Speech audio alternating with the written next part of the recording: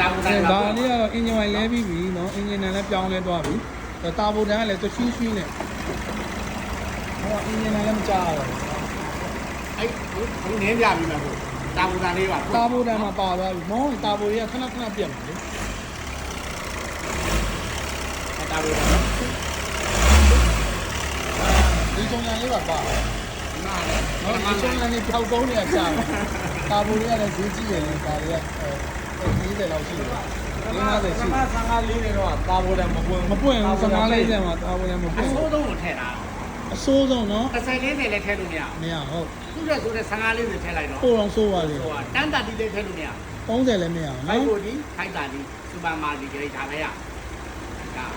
540 530နဲ့ရမယ်။ Okay အခုကလုံးဝရှယ်သွားပြီ။အင်းကဓာတ်စီတံမဖြစ်သွားဘူး။ဟောမိုက် ဒီဝါ ကဲ GDO ကြလွမ်းခဲ့ပါလို့နော်။တိုင်ပင်လို့ရပါတယ်နော်။ဒီကားနဲ့ပတ်သက်တာ။ဂျပန်အစ်စ်သုံးရမယ်။ကင်တာတွေရောပါလေအဆုံရှိပါလား။အော်တိုဂျီတွေလည်းအဆုံရှိပါလေ။ GDO ကြွားလွမ်းခဲ့ပါလို့နော်။ဒီဆို